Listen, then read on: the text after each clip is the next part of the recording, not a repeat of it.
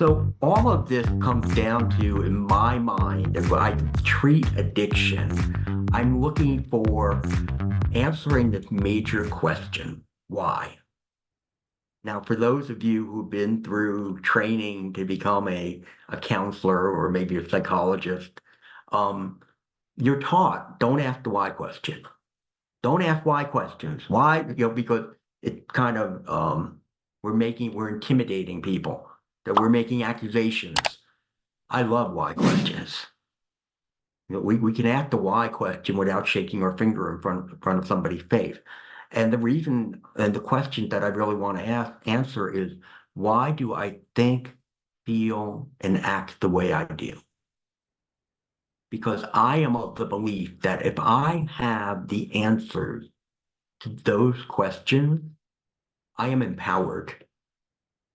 I'm empowered to make substantial changes in my life. More importantly, I'm empowered to make long-lasting changes in my life. So this is a really important part of what we're going to be talking about today. Why? Why do I think, feel, and act the way I do? Our lives are very dysfunctional when we're dealing with addictions, when we have clients who are dealing with addiction. They have many issues that they're struggling with that go beyond the addiction. Okay, mood disorders, stress, as I mentioned to you before, which I think is a major catalyst here, relationship problems go on. There are just so many moving parts, and we need to be able to, again, slow down each of those moving parts, be able to analyze those, be able to dissect them, be able to help our client get into a place where they can look at these problems and issues they have and understand there are solutions. Because for many of them, they don't see solutions. They don't see that. All they see is chaos. And in some cases, they don't even see chaos. They just see this is life. This is just it. This is the way I am. And they need to understand, no, that's not true. There's more to it. Part of what I said to you before is that, we have our head down and we're just running through life. And when we have our head down and we keep running through life, these are the things that happen to us every single day. There's a negative event that happens, nothing major. Somebody cuts you off when you're heading into work. You don't think much about it. You just get upset for a minute and then you're done. Then there's another negative event that happens. Okay, your boss is supposed to have a meeting with you to give you, feedback on a project that you're so excited about, and he cancels and you can't do it. Annoyed, but what are you gonna do? Just move on. You know, Another negative event happens. Okay, you go down to the cafeteria and they don't have your favorite lunch that you wanted that day. You're really looking forward to it. So negative, still a negative event. Finally going home, and all of a sudden now you get into an accident. Okay, not a serious accident, it's a fender bender, but another negative event. They keep building upon each other, and we just keep kind of blowing them off, keep pushing them aside, and which is what we do, especially for people who struggle with addiction. And when that happens, what you're going to do is we have this destructive buildup. At some point, everything just implodes on us. And again, that's why I go back to, and we have to teach our clients that, you know what? You need to take the time to sit and think about every one of these negative events and how does that impact you? In what way has that impact me? Because and what we're going to talk about are core emotional triggers. These are all based on emotional triggers.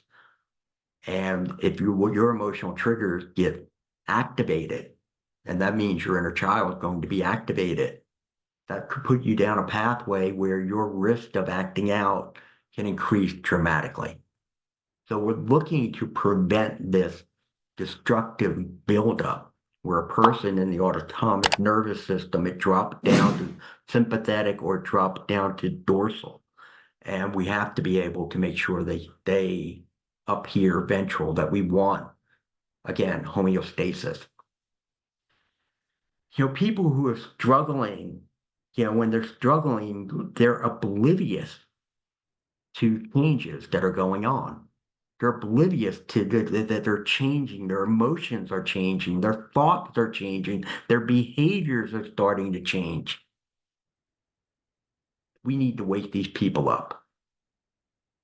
That's part of what you need to do when we're dealing with people who struggle with addiction. We have to wake them up. They need to become more aware. They need to learn to be more mindful. They have to be in touch with what is my mind, what is um, my emotions, and what is my soul. My soul and my body, what are they telling me? Okay, so it's mind, soul, body. What are they telling me? And being able to look at that throughout the course of the day. Why? So we can stay one step ahead. We need to learn to stay one step ahead because you can't leave things to chance. If you leave things to chance, what's going to happen is the risk of acting out is going to increase dramatically. And therefore, change is going to be more difficult. So it's like, as we said before, we need to wake our clients up to understand there's more to life than the way they've been living it. Because many of them are not really living life. What they're doing, they're existing. That's all they're doing is they're existing. And that's a shame. That's a shame. And you've seen it, and I've seen it too, when a person goes through and they do the work they need to do, and you see the transformation, how different they are, how much more lighter they are. It's just incredible to see. I remember I had a client, this is going back about 7 years ago, who I've been working with for several years, and he was doing tremendous work. And it was a spring day, and he walks into my office and he's looking out the window, and he said to me, he goes, is it just me, or do the leaves just seem so much greener this year?